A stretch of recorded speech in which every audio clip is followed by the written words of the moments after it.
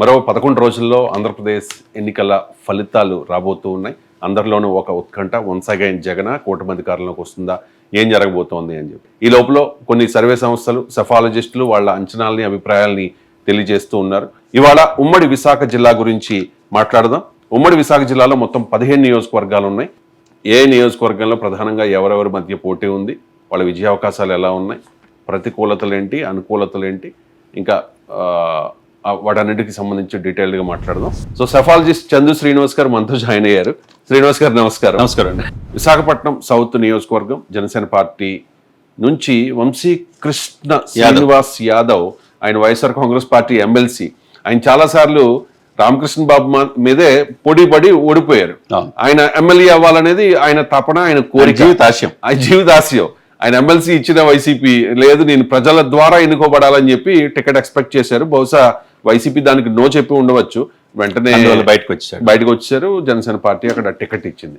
వంశీకృష్ణ శ్రీనివాస్ యాదవ్ ఒక టికెట్ ఇచ్చిన తర్వాత విశాఖ సౌత్లో కొంతమంది జనసేన నాయకులు ప్రెస్ మీట్ పెట్టి మరి ఆయన నాన్ లోకలు, వేరే నియోజకవర్గం నుంచి ఇక్కడికి వస్తే మేము ఎలా యాక్సెప్ట్ చేస్తామని చెప్పి మొదట్లో అపోజ్ చేశారు. ఆ తర్వాత పవన్ కళ్యాణ్ గారు పిలిచి మాట్లాడిన తర్వాత వాళ్ళందరూ కూడా అవుట్రైట్ గా ఆయనకి సపోర్ట్ చేసిన పరిస్థితి. వాసుపల్లి గణేష్ కుమార్, ఆయన కూడా చాలా సీనియర్ నాయకుడు, వైసీపీ నుంచి అభ్యర్థిగా ఉన్నారు. ఏం జరిగే అవకాశం ఉంది? ఇక్కడ హోరావరి పోరండి. మొన్నటిదాకా వైసీపీ అనుకున్నారు కానీ వ్యూహాత్మకంగా చివరిలో మీరు అన్నట్టుగా జనసేన కలిసి వచ్చేదలికి స్వల్ప మెజార్టీతో ఇక్కడ వంశీకృష్ణ యాదవ్, ఎందుకంటే ఆయన సానుభూతి ఉంది. మొదటి నుంచి కూడా ఉత్తరాంధ్రలో చూసుకుంటే వైసీపీ పార్టీ పెట్టినప్పటి నుంచి కూడా వైసీపీ పార్టీ వెనక నడిపిన బీసీ నాయకుడిగా పేరు పొందాడు.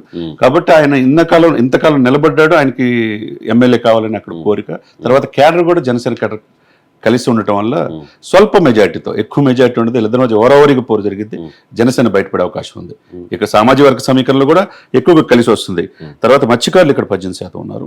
తర్వాత కాపులు 11%, ముస్లిం 9%, శెట్టి బలిజ 6%, తర్వాత బీసీలు 8%. ఇక ఓవరాల్గా చూసుకుంటే ఈయనకి ఒక బీసీ నాయకుడిగా మంచి పేరు ఉన్నది.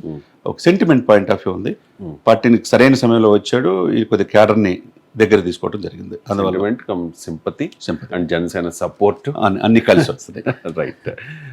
ఆత్మసాక్షి చెప్తోంది ఇక్కడ వాసుపల్లి గణేష్ కుమార్ గెలవబోతూ ఉన్నారు అని చెప్పి. జనసేన పార్టీకి ఎడ్జ్ ఇస్తోంది పోల్ పల్స్ సర్వే. మీ అంచనా ప్రకారం అక్కడ జనసేన పార్టీ గెలవబోతోంది విశాఖ సౌత్లో. ఇది మొత్తానికి ఇంకా 11 రోజులు వెయిట్ చేయాల్సింది. జూన్ 4 వరకు వెయిట్ చేయాల్సిందే. ఇది మాత్రం ఒక అంచనా మాత్రమే. వివిధ సర్వే సంస్థలు ఇచ్చిన రిపోర్ట్స్ని బేస్ చేసుకుని చేసిన రిజల్ట్స్ అనాలిసిస్ ఇది.